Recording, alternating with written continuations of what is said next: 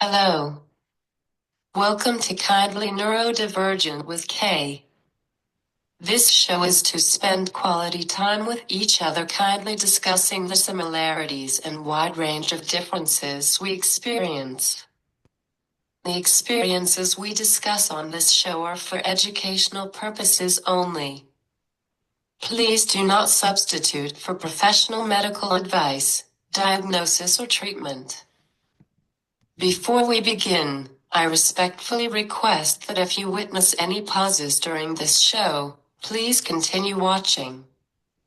I'm composing a spontaneous comment or question, someone processing their thoughts, in addition to repeating something that was unintelligible or misunderstood. It is natural discourse, and we can choose not to say anything while this is occurring. Today I have Karen Cook with me. She is here to discuss adaptive sports for neurodivergent individuals. Karen Cook is Executive Director and founder of Summit Adaptive Sports, Incorporated, and has over 22 years of experience in adaptive sports and business management. As an adaptive ski coach, she provides accessible skiing experiences for individuals with disabilities. Karen also actively participates in the Sisk Adult Recreational Ski Racing League. When not on the slopes, she engages in outdoor activities like hiking, paddling, and biking. Welcome, Karen. Hi, Kay. Thanks for having me. Can you please tell us a bit about your personal journey and what inspired you to start Summit Adaptive Sports? Sure. First of all, most importantly, I am a mom to two neurodivergent young adults now. They have grown and they're now young adults, though I hate to say that. 'Cause that means I'm older too. But anyways, that's, obviously one of my most important jobs in life. And then identify myself as, you mentioned, an entrepreneur. I identify myself as a skier, hiker, paddler, um, all those things. And that's what inspired me to start Summit Adaptive Sports. It's really started when my youngest son was 6 years old, and I wanted to get him out on the slopes with us because my husband, my older son, and I were avid skiers, and we wanted to include Jacob. And I wasn't the best at it then because I'd never instructed skiing to anybody. And my older son, while having a disability, he was more able to participate in group lessons. And my younger son, Jacob, was not. So I was lucky enough to find this program called Stride Adaptive Sports, and they operated at a mountain in Massachusetts called Catamount.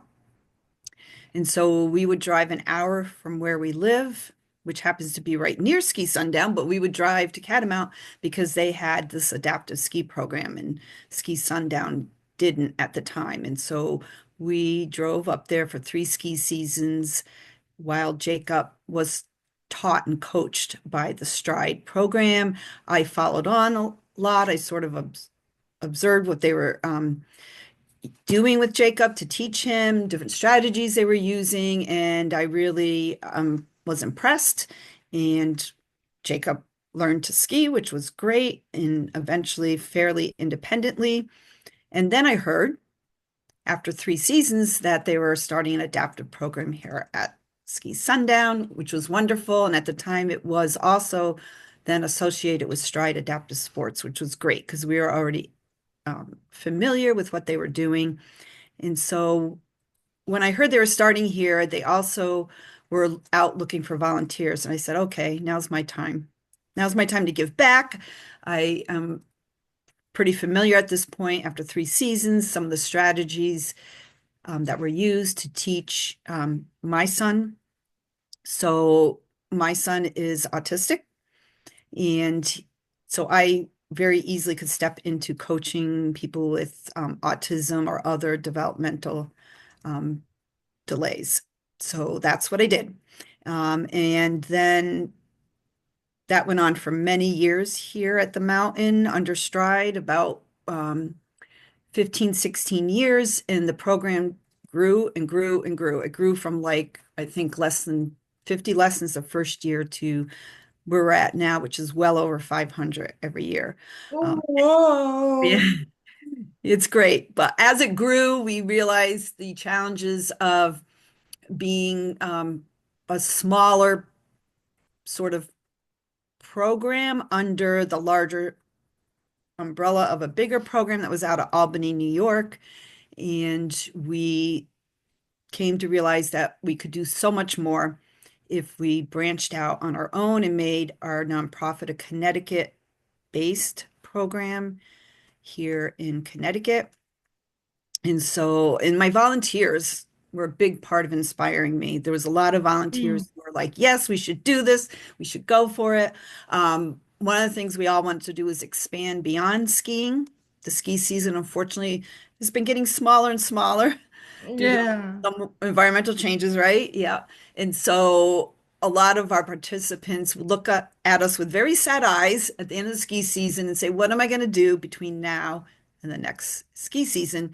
So we wanted to expand our programming outside of that. So for all those reasons, we decided to go ahead and found Summit Adaptive Sports. We became a 501c3 in July of 2022, and we've just been going gangbusters since then. And it's um, been great. We've gotten a lot of support, and we've been able to achieve some of the goals that we had wanted. Were you always into sports as a child? Um, Not as much as you would think.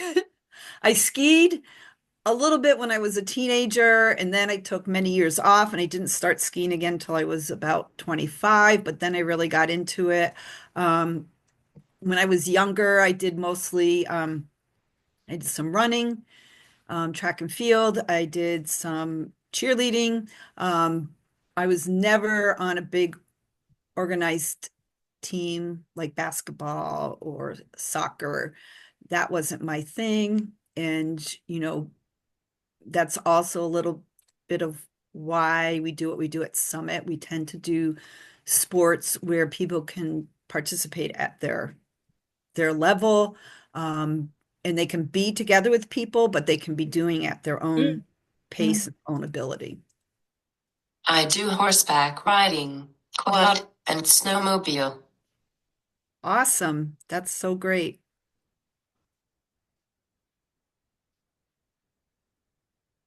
You've had a diverse career, including running a business for 28 years. How did your entrepreneurial background influence your approach to founding Summit Adaptive Sports? It was definitely a big help. I often tell people, so I'm the business brains of this, and I've surrounded myself with people who have expertise in other areas that I don't. So because I'm not like a huge mountain biker, but I'm learning, Mm. and we're doing mountain biking. I have always loved kayaking, but I've never taught, remember, any of these sports. So I'm surrounding myself with people that um, know these sports well and can teach them and can teach me and help me understand what, we need to do. Um, I'm, from running a business, I have a lot of those skills like marketing, Mm. networking, financial that are needed and important to do the goals that we want and the opportunities we want to give.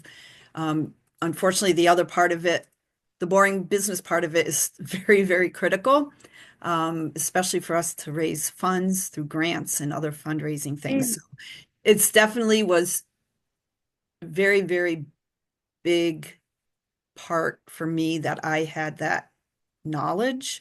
I also had some very strong volunteering experience from many, many years ago. In the mid 1990s, I was very involved with what was then called the Cannon Greater Hartford Golf Tournament, PGA Golf Tournament. It's now the Travelers Championship, but I was part of the volunteer management board that ran the program. I was part of that for 4 years. So I really learned a lot in my involvement in that. And that really helped me a ton in starting Summit Adaptive. My therapeutic horseback riding program is a nonprofit organization, and I help them with all that stuff, so I understand. That's great. What is the name of where you go, which program?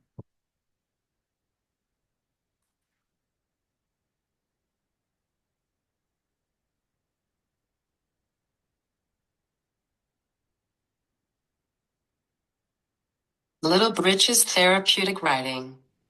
I have heard of them. I'm not too familiar with them, but I've definitely heard of them.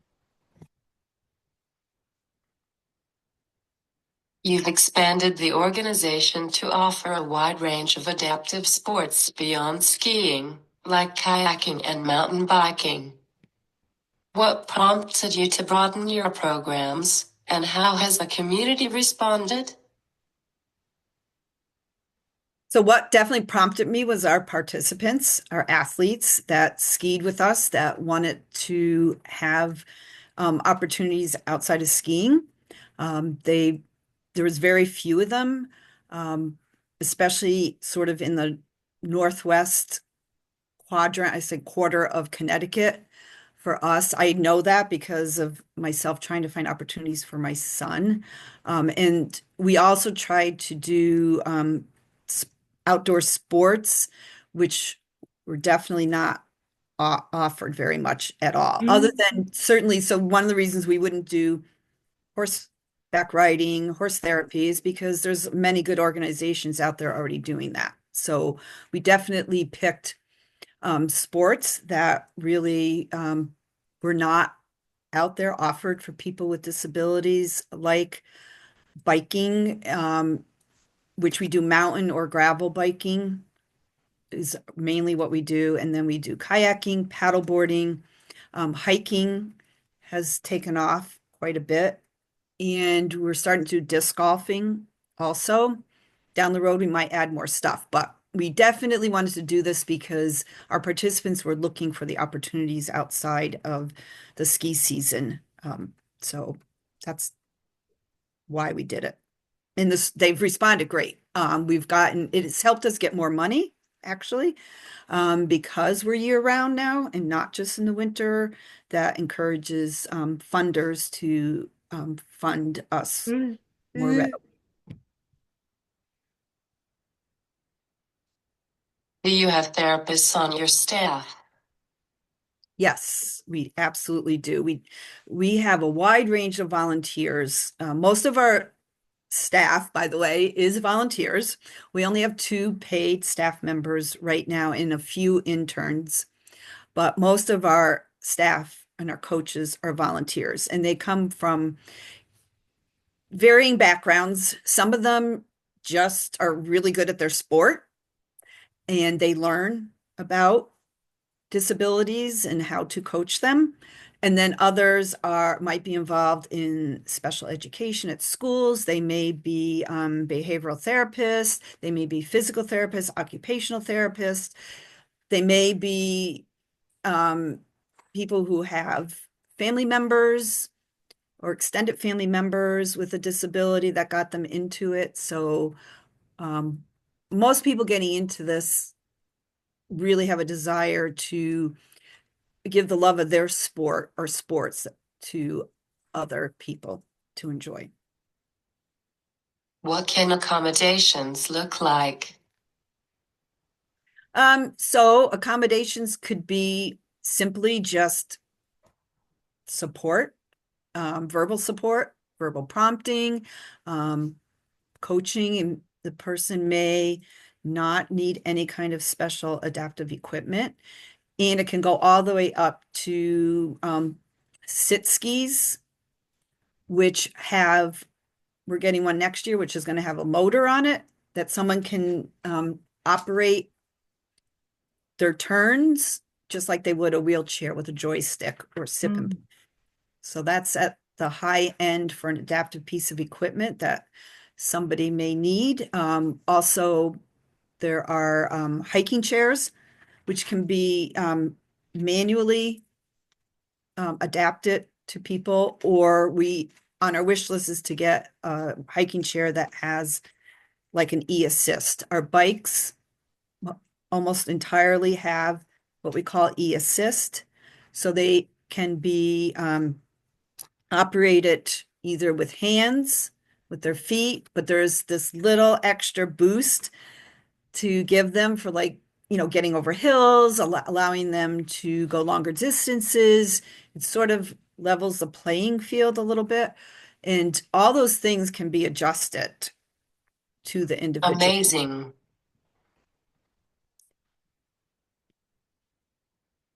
Summit Adaptive Sports provides over 550 adaptive lessons each winter. Can you tell us about a memorable success story? I can. It's very hard to pick one. That's a really tough thing, Kay. But this year in particular, I guess I have, okay, I guess the one I'm going to have to pick, mainly because I was his first coach when he came to us 3 seasons ago. His name is Jack. He has left side hemiplegia, and he what had skied yet. He was 9 years old. His parents were big skiers. His dad was even a race coach. So they never thought that Jack was going to be able to ski. And of course, that being a big part of their lives, they said they heard about our program, and they said, let's give it a try. And so when Jack first came to it, of course, the question is he going to sit down to ski? Is he going to stand to ski? He's a very determined young man, and he wanted to stand up to ski. And we have a piece of equipment called a snow slider. This provides quite a bit of support. The best way for me to describe it to people is it's like having a walker to assist you on the snow. So the walker is on skis itself. The person using it is on skis. They can hold onto it, support their arms, and they can ski down the hill with this support. And it's really, really great. And he did really, really well on it. He and I even competed in a little race here at Ski Sundown. And that was a big thrill for his family to see him do that. So the next season when he came back to us, he had gained some strength just from skiing with us using that device. The next year we started saying, well, where can we go next? Because he's really progressing. And so then we worked on having him use something called an outrigger.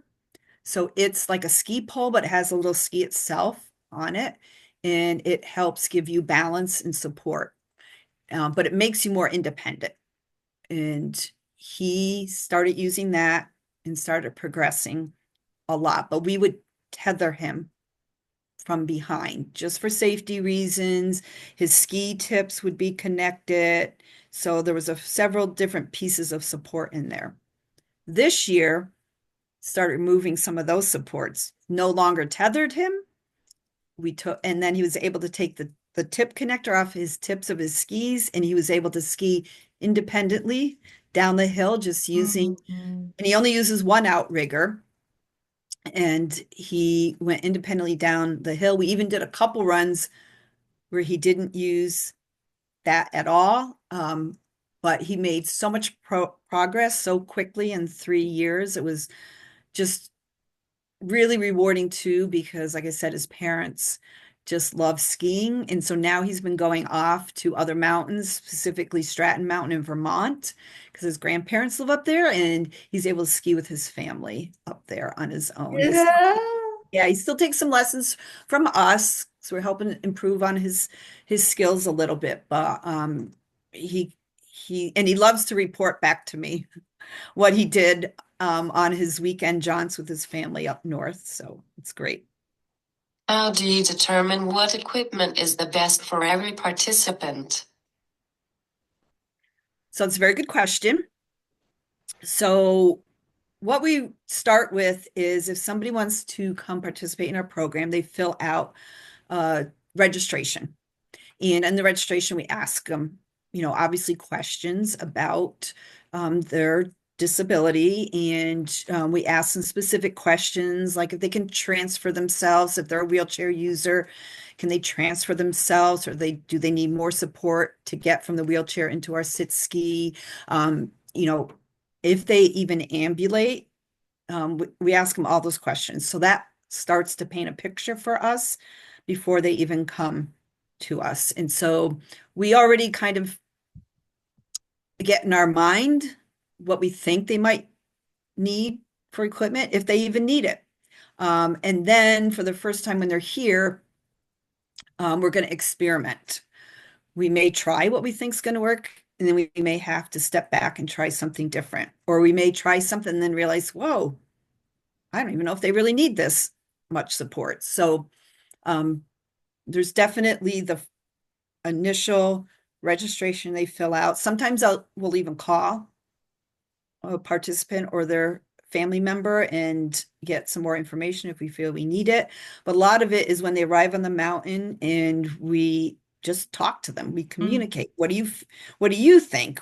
A lot of times we like to get their opinion, what they feel comfortable Yeah. using on the mountain. So we definitely try to involve the participant, which we actually like to call them the athlete, a lot in determining what equipment we use. Some of them are more cautious and they want to have more support, at least to start, till they're comfortable, if they're anxious about it. And then others are much more gung-ho Yeah. and maybe want to do more on their own than they should. Yeah. It's definitely a collaboration between the coach and the participant, and then we tweak it as they go along. And then after the lesson is over, all our coaches do an evaluation. And so this evaluation lives in the person's file. So the next time they come, we see where they end it at the last lesson, and then we make a plan for the current lesson. Is it a weekly lesson? That's up to the individual. They can come every week if they want. They can come one time and maybe they decide it's not for them. That rarely happens, by the way. So I would say most participants come about 5 times a season. Some only 3, some as many as 8. So it varies, but we find the best is if they can come almost weekly. That helps a lot if they're really truly passionate about this being a sport for them, sport for life, which is what we hope and is our goal. But if they just want to come and have the thrill of going down the hill once, that's also okay too. For those who might not be familiar, what are some of the unique benefits of adaptive sports for individuals with disabilities, both physically and mentally? Well, there's a lot.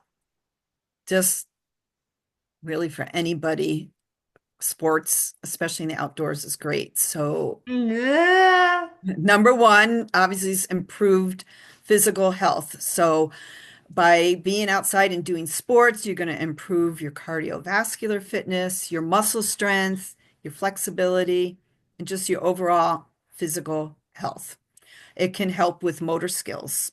It'll improve coordination, balance, and fine motor skills.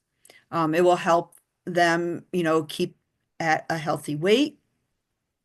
Because sometimes if you don't ambulate and you use a wheelchair, obviously it's hard to get that kind of physical sport. But flying down a mountain. So even if you're in a sit ski, we get them participating in the lesson, and they're helping to do the turns by leaning, by reaching their arm out. If they have a little pole with a ski on the end. So it's not just sitting in the ski for a ride. We always try to get people to do as much as they can so that, and then as they build their strength, they can do more and more and more, which is great. And by being strong, you're going to prevent injuries, and also it will help with that. Psychologically, it's a great confidence and self-esteem builder, definitely. When Yeah. something like skiing too, as you can imagine, or mountain biking and all, if you're telling people you can do these sports, they're impressed. It's really helps with to give foster a positive self-image. And then of course mentally being out there and doing things, socializing with people. You might be anxious as first, and then as you gain skills and confidence, you're less anxious, and that just goes right over into your everyday life.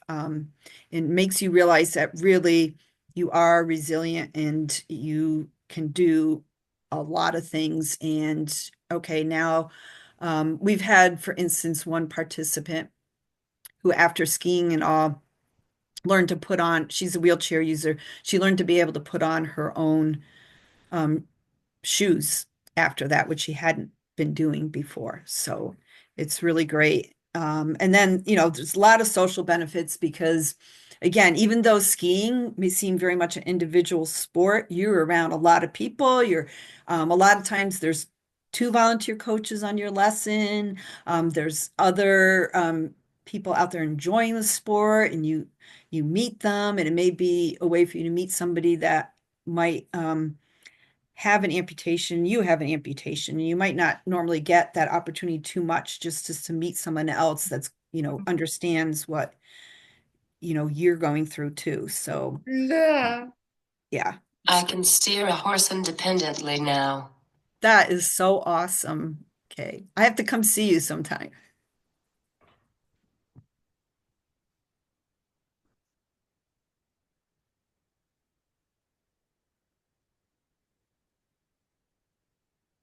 Summit offers tailored lessons to ensure independence for athletes at all levels. How do you assess the needs of each individual and customize the experience to help them succeed? So as I mentioned before, we use a combination of things, getting information from them ahead of time. And we ask things like, what other sports, do they do any other sports? And if they do, what are they? Because that can give us clues into what we may need to introduce to support them. We ask them if they, have any experience doing adaptive sports, and if so, they can give us feedback on what has worked for them before. Our lesson evaluations are very, very important, and we make sure that our coaches do them all the time because, again, firsthand writing down what they actually did in a lesson is a big, big help. And then we make suggestions in those lesson evaluations if we see something we think, they could do next time or try next time, or we might say, oh, we think you should take away this piece of support because we think they can do it without it. So the lesson evaluations are really key, and the coaches that are going to be paired with an athlete have access to this information ahead of time. We do a lot of research, by the way, on different pieces of equipment that are out there and available and different supports. And that was one of the things we had to work on, was get funding, which we got quite a bit of funding for equipment. And now we have a very nice selection of equipment for each one of our sports. And the different pieces of equipment offer different, you know, options for people so that, one's going to be better for one person over another. So that's what we do. We get ourselves educated about the equipment and what's out there. We then get ourselves educated about the participant, the athlete, and then we follow up with, okay, they came to us. How did it go? What did they learn? What could they do? What do we have to work on? How can someone participate, volunteer, or support? Well, the best way is to go to our website, summitadaptive.org. We have a lot of great information there. And at the top, you'll see those three things: participate, volunteer, and support. And so you would click on those, the drop down, and it will give you some information. Again, for both the participant and volunteer, it starts with a registration form.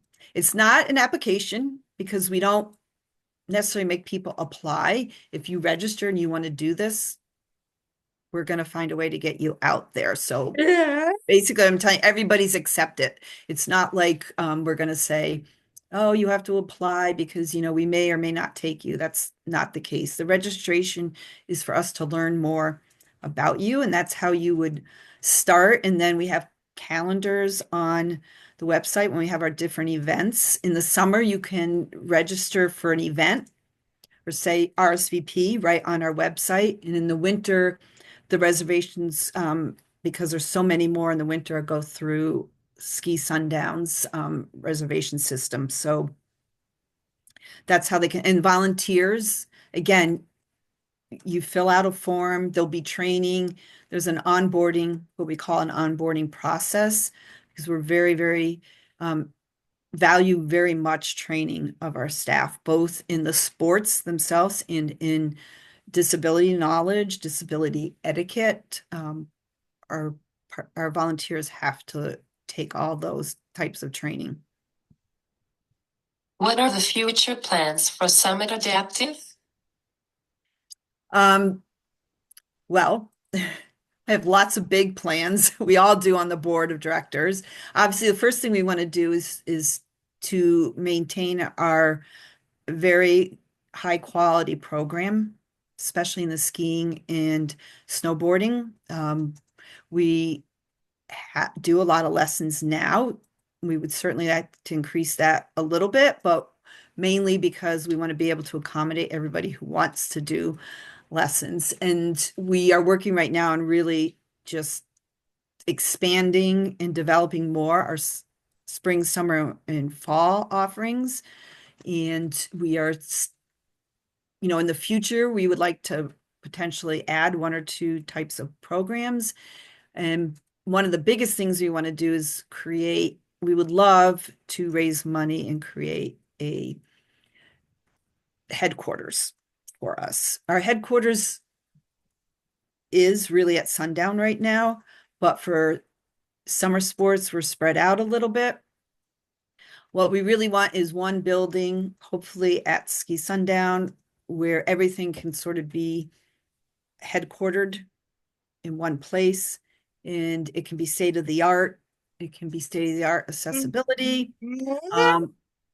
Right now, it's a little bit tricky at Sundown, because the restrooms are in the main lodge and our equipment's on the other side. So there's a little bit of negotiating for some of our participants, but they're great. They don't mind, but it would be nice to have like a building that had accessible restrooms in it, and it'd be a really good meeting place for people to come. Right now, we have our volunteers in one building, our equipment in another, and then there's the main lodge for food service and restrooms. So we would like a little more, have it all more in one place. And then we just want to make sure, the other big thing is to make sure our organization is going to be sustainable for years and years to come. No matter, like, if I'm not in charge anymore, it's still going to run